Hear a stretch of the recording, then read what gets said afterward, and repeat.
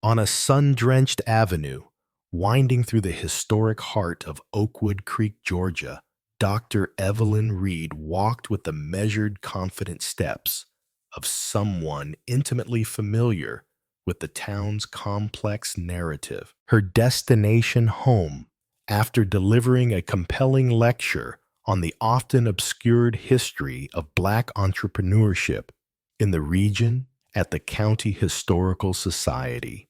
The afternoon light, a warm, viscous gold, caught the intricate antique silver filigree brooch, pinned securely to the lapel of her tailored linen dress, revealing a deep sapphire stone that glinted like captured twilight.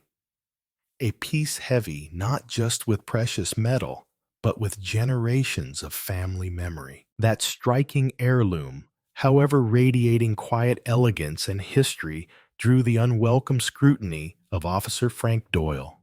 Moments later, Doyle, a fixture on the force known more for his quick temper and ingrained prejudices than his policing skills, singled her out, his eyes narrowing with suspicion. As she passed his idling patrol car, he approached her aggressively, immediately accusing her of possessing stolen property, offering no inquiry, no space for explanation, only the cold, hard dismissal reflected in his eyes, the sharp metallic click of handcuffs securing her wrists echoed his arrogant certainty as he roughly guided her towards the stifling heat of his cruiser.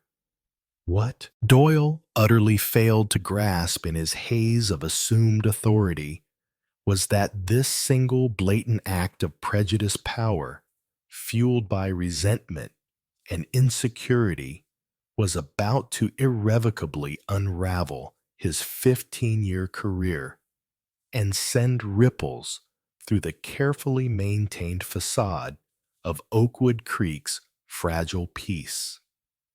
The late afternoon sun cast long, elegant shadows across the town's main street, a place wrestling perpetually with its Confederate past beneath a veneer of blooming magnolias and strained Southern politeness. Storefronts gleamed quietly, their displays reflecting the slow passage of traffic. Summer flowers overflowed in municipal planters, and the air hummed with the lazy rhythm of a weekday winding down, yet beneath this placid surface, a familiar tension simmered, an undercurrent of unresolved history and simmering racial anxieties that Evelyn knew all too well. Evelyn Reed, a respected historian whose work meticulously documented the contributions and struggles of Oakwood Creek's Black community, moved through this landscape with the quiet authority of someone who understood its deeper, contradictory currents.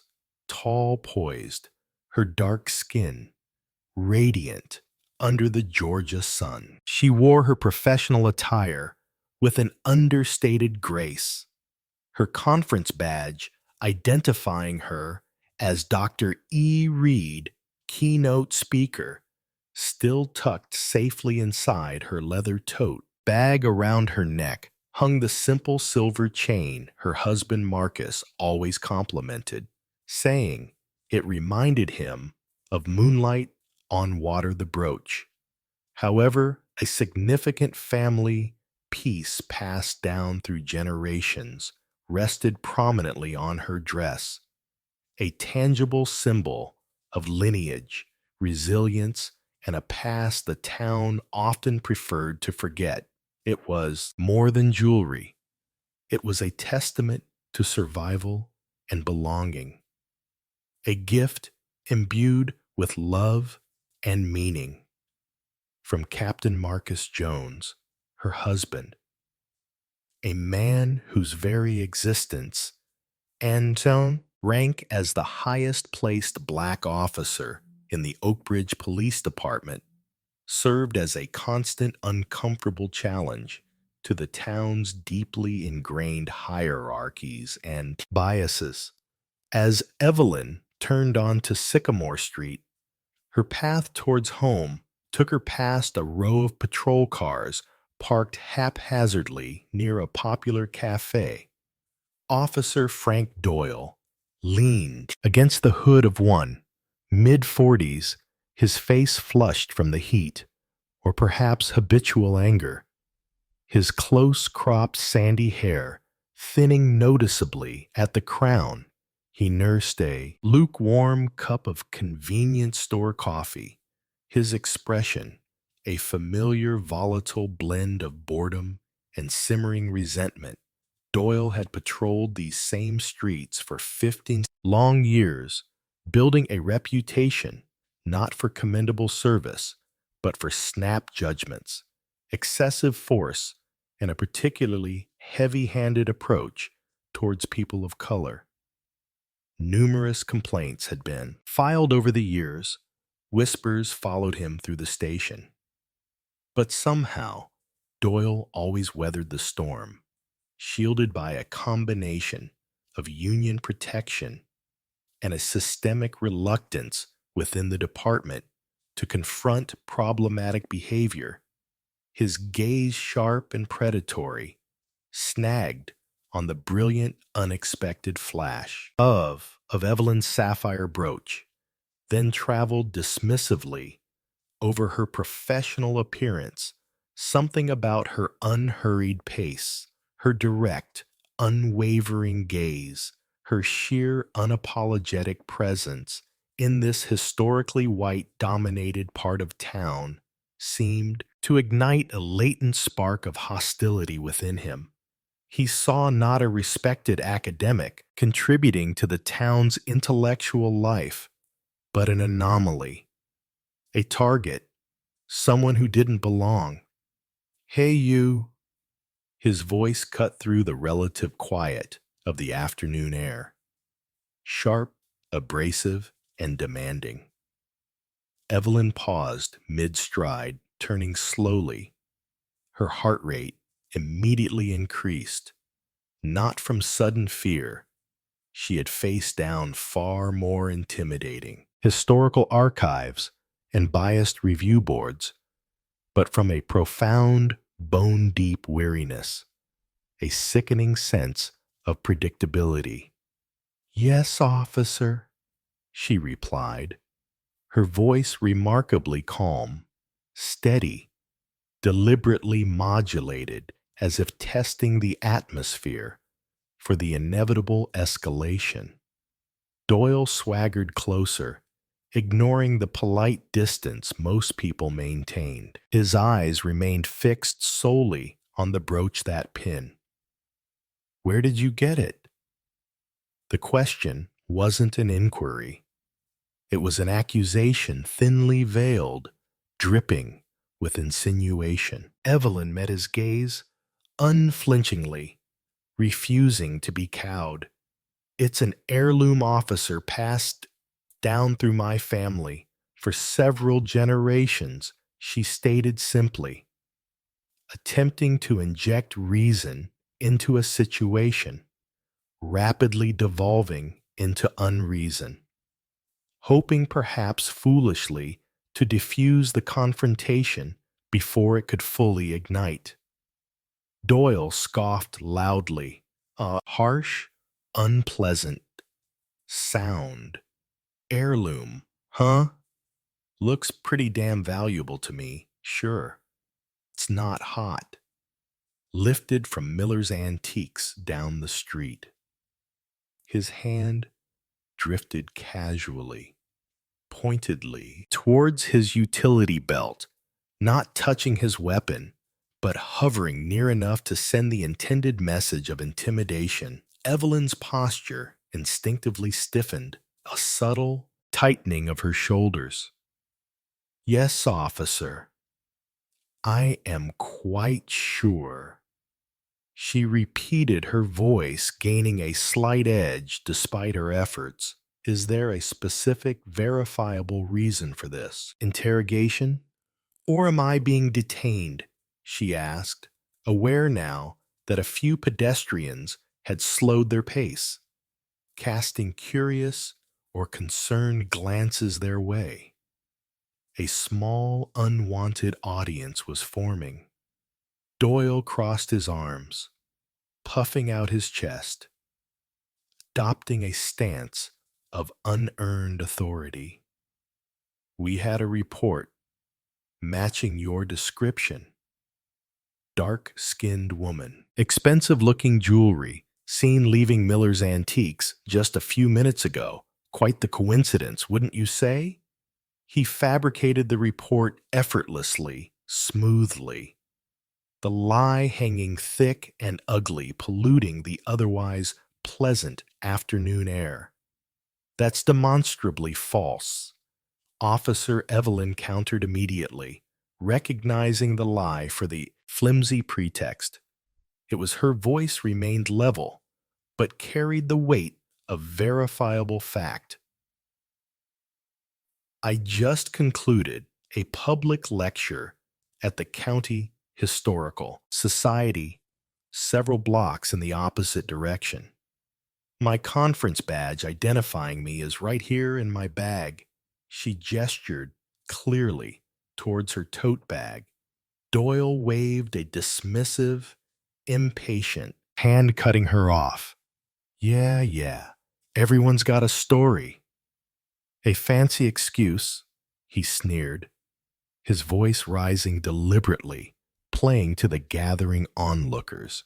You people always think you can talk your way out of anything, flashing fancy things you probably didn't pay. For the deliberately chosen term, you people hung there, starkly poisonous, a verbal barb aimed with precision. Evelyn drew a sharp, involuntary breath. Anger, a hot, unexpected flare, momentarily eclipsing her practiced composure. Officer, what exactly do you mean by you people? Her question was quiet but direct, demanding clarification, forcing him to confront the bias laid bare. Doyle leaned in aggressively, invading her personal space, closing the distance until she could smell the stale coffee and faint hint of tobacco on his breath.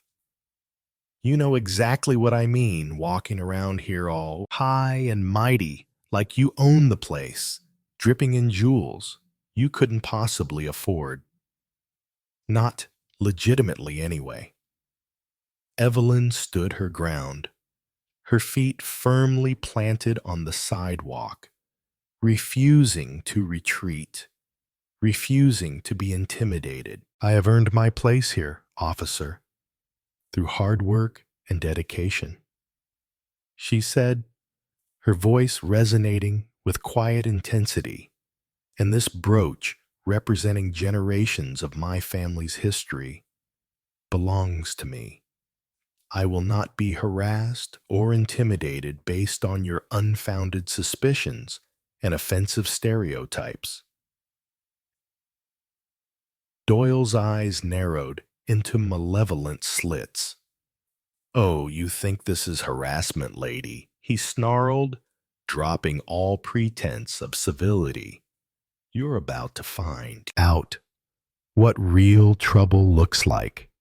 He reached deliberately for his radio, his thumb hovering over the transmit button before speaking loudly for the benefit of the small, now silent crowd, detaining you for questioning regarding suspected possession of stolen property. Subject matches description. Need to bring you downtown immediately.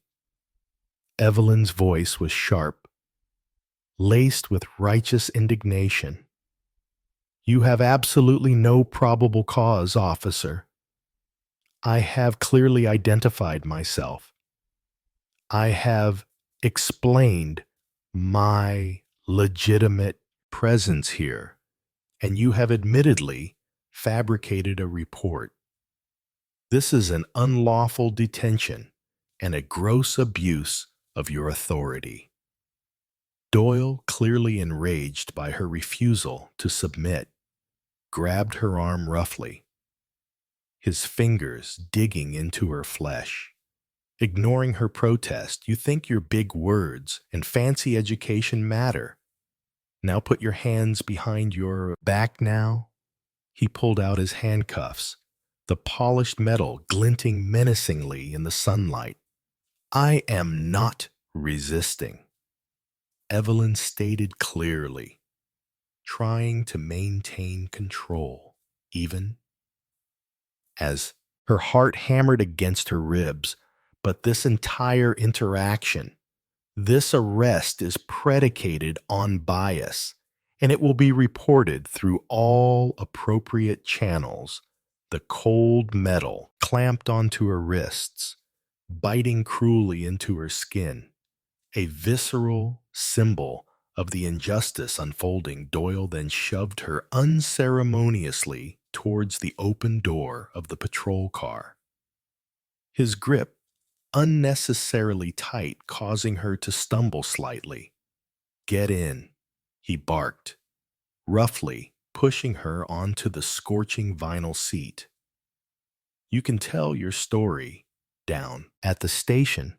Maybe someone there will believe your fairy tales inside the stifling, suffocating heat of the locked cruiser.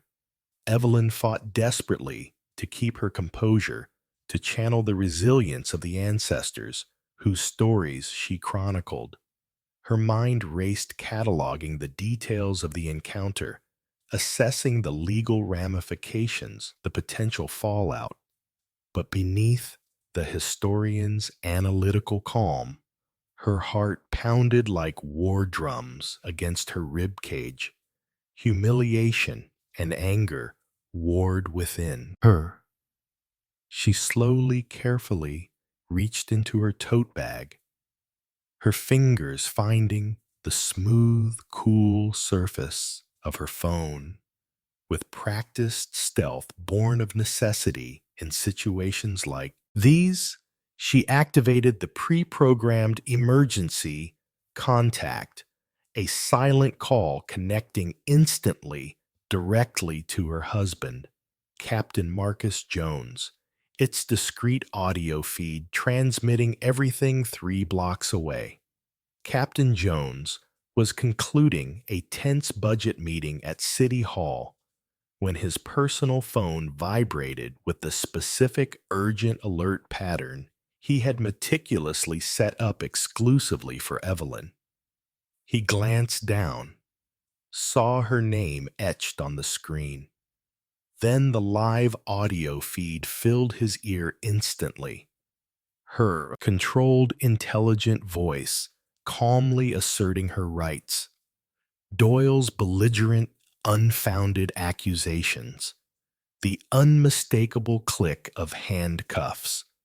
His knuckles turned white as he gripped his own phone, his professional mask momentarily slipping, revealing the raw, protective fury of a husband. His expression hardened into cold, controlled fury. Back at the Oakbridge police station, Doyle marched Evelyn through the main entrance, making a deliberate spectacle of her arrival. He pushed her roughly towards the booking area, where a younger, somewhat idealistic officer, Officer Miller, looked up, surprised by the scene. Doyle announced loudly, triumphantly, caught this one red-handed trying to pass off stolen goods as some kind of family heirloom, thought she could talk her way out of it. Miller looked uncertainly from Doyle's smug face to the composed, impeccably dressed woman standing quietly in handcuffs, a flicker of doubt crossing his features. What's the actual charge, Frank? He asked hesitantly, questioning the senior officer's judgment. Doyle lowered his voice slightly, leaning in conspiratorially, suspicion of theft, resisting arrest, by arguing flight risk. Probably got more stolen stuff stashed somewhere. Typical story. You know how they are. Miller frowned, visibly uncomfortable. This seems a bit thin. Frank, are you absolutely sure about this? Evelyn stood silently, wrists aching, her dignity deeply bruised, but her spirit stubbornly intact. She could hear Doyle spinning his toxic narrative, painting her as defiant, suspicious, inherently criminal. She knew Marcus had heard every poisonous word.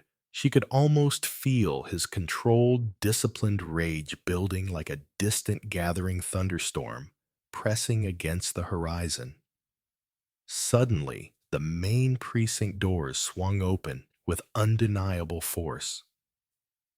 Captain Marcus Jones strode in his uniform, immaculate crisp lines conveying authority, his presence alone commanding instant silence across the entire bullpen.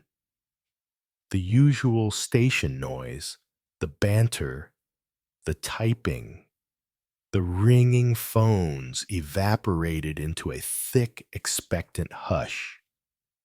Officers froze mid-sentence, turning slowly. Doyle spun around, his face draining of all color, transforming from smug satisfaction to sheer panic as he saw his commanding officer approaching with lethal calm. Captain Doyle stammered, his voice suddenly high-pitched, surprise and fear warring in his tone. "Didn't expect you back so soon, sir. I wasn't planning on returning," Jones replied, his voice dangerously quiet, low-pitched, but cutting through the silence like honed steel. "But I received an unexpected call. A live audio feed actually from the woman you just arrested. Without cause, without justification, without dignity. My wife," the final word wife landed like a physical blow, shattering the stunned silence in the room. Every eye in the station swiveled instantly towards Doyle Miller's mouth, literally fell open. The desk sergeant froze mid inhale. Doyle visibly trembled, his posture collapsing. "Wife, sir. I I didn't know. I had no idea." "You didn't know what?" Doyle Jones stepped closer, his movements slow, deliberate, measured, his voice remaining lethally calm, but gaining intensity. "You didn't know her name because you didn't bother to ask. You didn't verify her identity. You didn't check the non-existent fictitious report you cited as justification. You saw a black woman wearing a piece of jewelry you decided she shouldn't possess, walking confidently in a street you patrol, and you abused the power of your badge to humiliate, detain, and potentially charge her. Is that standard operating procedure now?" Doyle stammered desperately, trying to regain some footing about the description. "The supposed report," Jones cut him off sharply, his voice cracking like ice. "There was no report. Doyle, I checked dispatch personally the moment I heard your fabricated claim. No thefts matching that description reported. No suspicious persons calls on Sycamore Street. You manufactured probable cause out of thin air because you couldn't tolerate the sight of a successful, articulate black woman walking on your street. Your ingrained prejudice was your only cause, not law, not procedure, prejudice." Doyle's face crumpled. Sweat beaded on his forehead. She argued, sir. She gave me attitude. She was disrespectful. She asserted her constitutional rights. Jones corrected him instantly, his voice ringing with authority. Something you clearly don't understand, or perhaps choose to willfully ignore. Respecting citizens' rights isn't optional.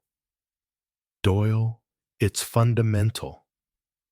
The air in the station crackled with palpable tension. Evelyn watched from the booking area, her gaze steady, locking briefly with her husband's. Across the suddenly silent room, a silent acknowledgement, a shared understanding of the fight they constantly waged passed between them. Doyle looked around desperately, his eyes darting from face to face, searching for support, an ally, any sign of backup, but found only averted gazes and stony expressions.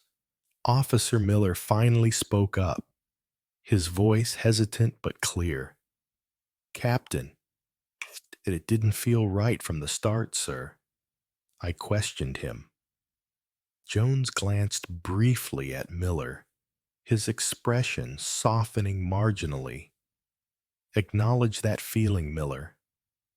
Learn from it. Let it guide you next time. Because failing to intervene, when you witness injustice, makes you complicit.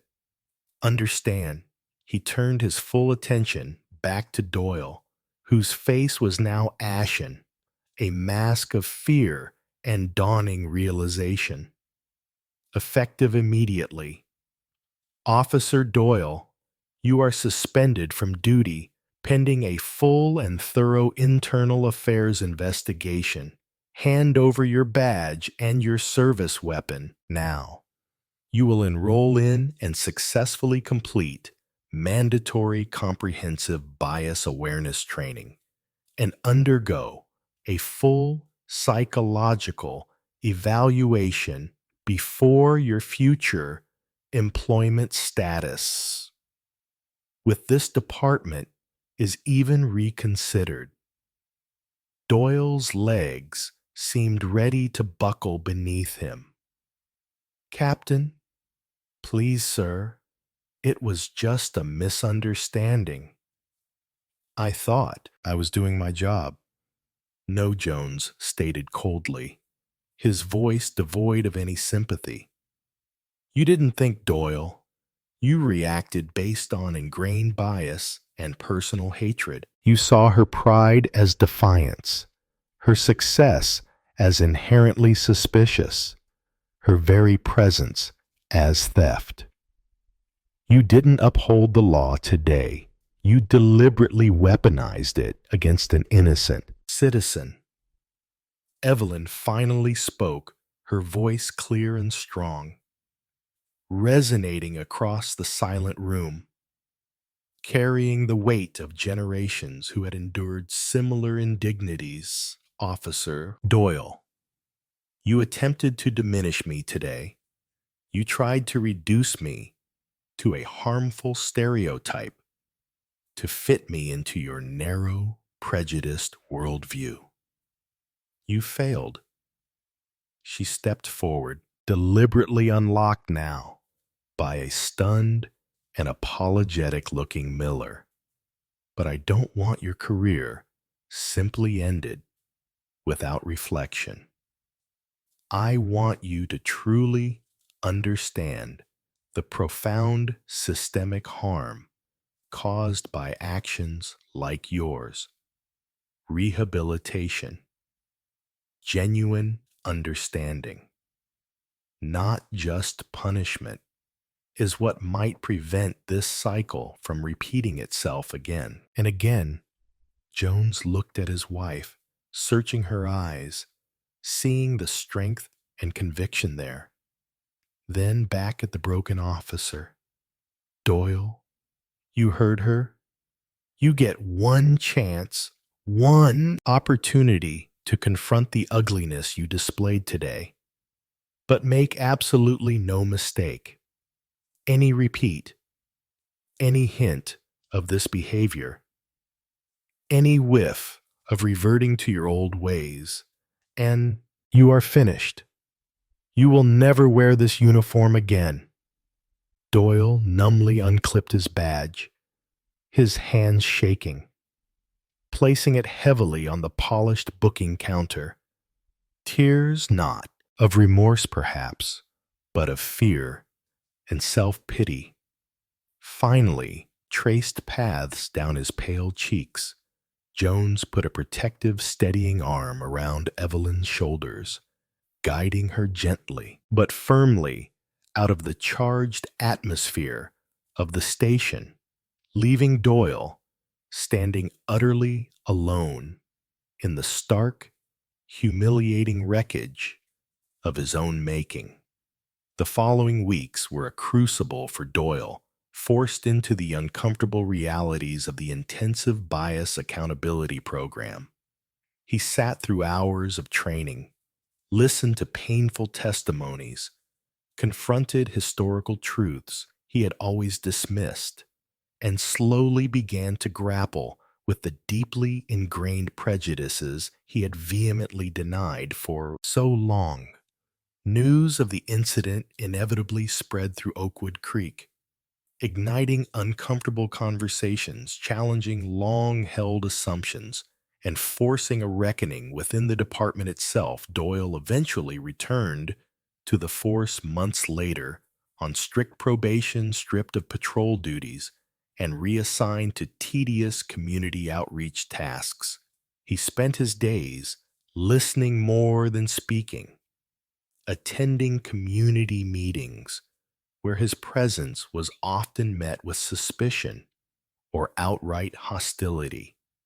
His encounter with Dr. Evelyn Reed became a stark, unavoidable reminder, etched not just permanently in his personnel file, but woven into the town's collective memory. A cautionary tale of the day. Accountability arrived wearing a captain's badge and demanded profound systemic change. Evelyn continued her vital work, using history as a tool for understanding and dialogue, while Marcus tirelessly implemented new departmental training initiatives focusing on de-escalation, implicit bias, recognition, community relationship building. The sapphire brooch remained pinned to Evelyn's lapel on significant occasions, a symbol not of victimhood, but of enduring resilience, unwavering dignity, and the slow, hard-fought, ongoing battle for genuine respect and equality in a town still painstakingly learning to truly see, acknowledge, and value all of its citizens.